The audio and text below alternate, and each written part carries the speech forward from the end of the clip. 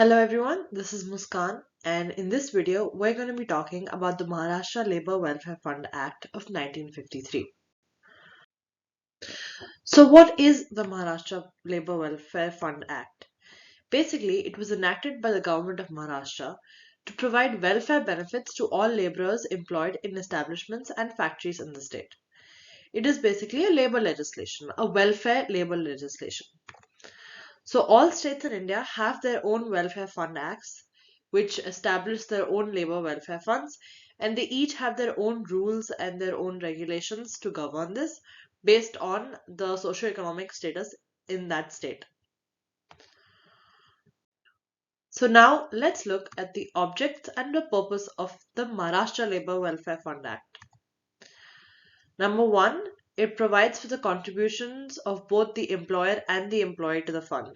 So the Act lays out how both the employers and the employees have to contribute to the fund. Second, it provides for disability pension for any employee or for their dependents. So in case during the work, any employee ends up getting disabled during the course of the work, during that employment, the act provides certain pension to be paid to that employee, and if that disability was fatal or the employee passes away, then they provide for that pension to be paid to the dependents of that employee, usually their wives, their children, and so on. Third, it imposes penalties for false statements or information given by any employee or employer regarding their contribution to the fund. So first of all the employers and employees have they're meant to disclose all the information properly and pay the correct amount to the fund. If it's found that they are making false statements or they're giving false information to anybody or to inspectors, then it imposes penalties for that. Fourth, it provides welfare measures that benefits the workers. Uh, Fifth, to provide relief, rehabilitation, and or compensation to any employee or their dependents. This is in the case of accidents, disabilities, fatal accidents, natural disasters, and so on. And finally, it assists and provides facilities to employees during emergency periods. Now, when we talk about the Labour Welfare Fund Act, the first thing we need to know is what is a Labour Welfare Fund. So the LWF is set up in section 2(6) of the Act, where it states that it is a fund set up to provide security to laborers in any establishment.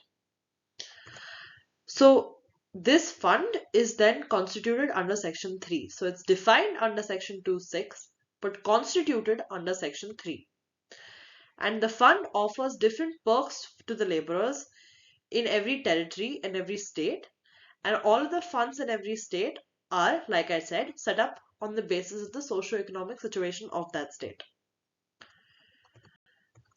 So now let's look at the constitution of the fund given under section 3. So these following things create the fund. The first one is fines realized from employees.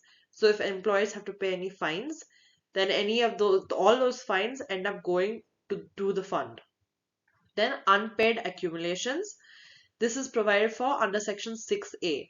And what do we mean by unpaid accumulations? That means any wages that an employer has to pay to his employees, but he has not paid those wages within 3 years from the date that those wages were due. That means it has been 3 years since when he was supposed to have paid the employees those wages. Then they become the unpaid accumulations, and they are defined as such under section 210 of the Act. Then we have the interest on unpaid accumulations. So they do calculate interest on things like this. If it has been going on for 3 years, 6 years, and so on, then it becomes there is also an interest calculated per year. Then interest and penalties. Now the Act has laid down several penalties, imposes penalties like we talked about, and that those penalties plus the interest on those penalties would fall under the fund. Then we have voluntary donations made by charities, by the government, by employees, whatever it is by employers, any voluntary donations also gets put into the fund. Then we have loans, grants and aids and subsidies, all of which are given by the state. And then we have the contribution from the employers and the employees. This is given under section 6BB, which we will discuss later. Now let's talk about the applicability of the Act. Who is the Act applicable to? So the Act applies to every business that employs 5 or more people and is subject to the Bombay Shops and Establishments Act of 1948. These businesses have to contribute twice a year to this fund, that is in June and in December. So when they talk about employing 5 or more people, these include employees who are classified as contract laborers under the Act, and it applies to any citizen who plans to establish a new shop or commercial institution in Maharashtra. So any business that is already set up and that employs 5 or more people, this can include contract laborers as well. And anybody who is planning to establish a new shop or commercial institution in Maharashtra also becomes liable under the Act. So who are employees, you may ask? Section 2.2 of the Act defines employee as any person who is employed either for hire or for reward, and so he is getting some of the compensation. It might be contract laborer, reward means contract laborer, hire means long term. To do any work, skilled or unskilled, manual, clerical, supervisory or technical, so not management but any lower form of work in an establishment directly, either by the employer or including those hired through contractors. So the employer himself can hire them or the employer can hire them through contractors. All of them will be considered as employees. However, with the exception of those managerial or supervisory roles that make more than 3,500 per month. So anybody who crosses this limit, they will not be considered employee under the Act. Now let's talk about one important body established under the Act, which is the Maharashtra Labour Welfare Board Act. So this board is the one that handles the fund and ensures the smooth running of all the provisions of the Act. So section 2.1 defines board as the Maharashtra Labour Welfare Board constituted under section 4. So under section 4, they talk about the constitution of the board. This means, and it lays down that the number of members in the board cannot exceed 26 in number. So the state government nominates these 3 members, the first 3. So representatives of employers and employees, independent members, and independent members to represent women. The representatives of the employers and the employees must have an equal number. So there must be an equal number of people representing both the employers and the employees.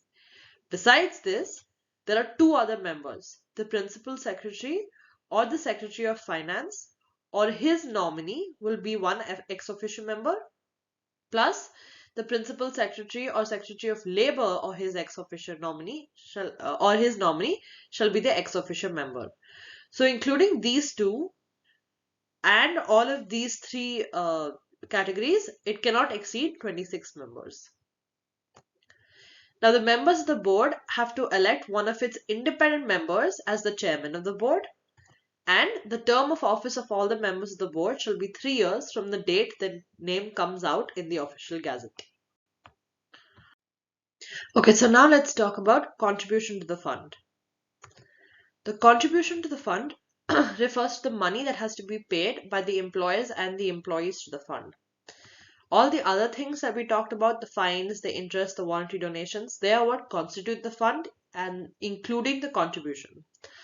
So defined under section 2.1a, contribution is the sum of money payable to the board for contribution as laid down under section 6BB. Now what does section 6BB say? It says the employee's contribution is deducted from their pay twice a year, and the employer's contribution must be 3 times that of the employee's. Now what is the employee's contribution? So if any employee has a salary lesser than 3,000, then he has to contribute rupees 6, and the employee contributes rupees 18. So at one go, the contribution of the employer and the employee is rupees 24. If the employee's salary is greater than 3,000, then they have to contribute rupees 12. And then the employer has to contribute 3 times that, which is rupees 36, making the total up to 48. And this happens twice a year. Now, the Act also lays down certain offences. One offence is given under Section 17A, where it states that if any individual obstructs the duties of the inspector, then they will be punished. Now, we will come to who the inspector is and what he does. But if any individual obstructs the duties of the inspector, as in they lie to him, they do not give him proper information, they misrepresent what they are doing, they don't let him look at the registers, they don't let him carry out his work, then they are punishable. In the first instance, they are punishable with imprisonment up to 3 months, a fine up to rupees 500 or both. And in any subsequent offence, that imprisonment may go up to 6 months, fine may go up to rupees 1,000 or both. The other thing is, under Section 6B, there is a levying of additional interest if any employer fails to pay their dues to the board. Now, what are these dues to the board that must be paid? One is if they fail to pay the required amount. So the 3 times of the employee's contribution, if they don't pay, there is additional interest levied against them. Second, if there is a failure to pay the contribution within the time limit. So they obviously have to pay the contribution within the time the next contribution comes around, and then there's the unpaid accumulations of within 3 years. So if it's not paid within the time limit, then there is again additional interest levied. Third, if there is non-payment of unpaid accumulations or any fines by the employer, then that would also attract additional interest. So interest is one of the ways where they make sure it's like a punitive measure. Like if you don't pay within time, you're going to have to pay with additional interest. Now let's talk about the inspectors and what they do. So Section 12 of the Act deals with the appointment and role of inspectors. So all inspectors are appointed by the state government. Then the primary function of the inspectors, their main duty is to inspect the records related to the amounts to be paid into the fund. Their job is to make sure that every employer and every employee who the Act is applicable to is paying the required amount to the fund. Because without them paying to the fund, they will not be able to do any of the welfare benefits that the Act provides for. So, inspectors can enter the premises at any reasonable time in order to carry out their duties, and they may exercise any such powers as may be prescribed. Now, we're talking so much about the fund, but we need to figure out how the fund is being used. They're taking all this money, they're making sure everyone's paying, but all of that has to go to a good cause, right? So how is the fund being used?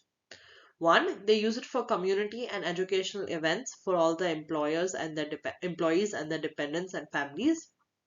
Two, sports and games, any recreational activities for the employees to boost their morale.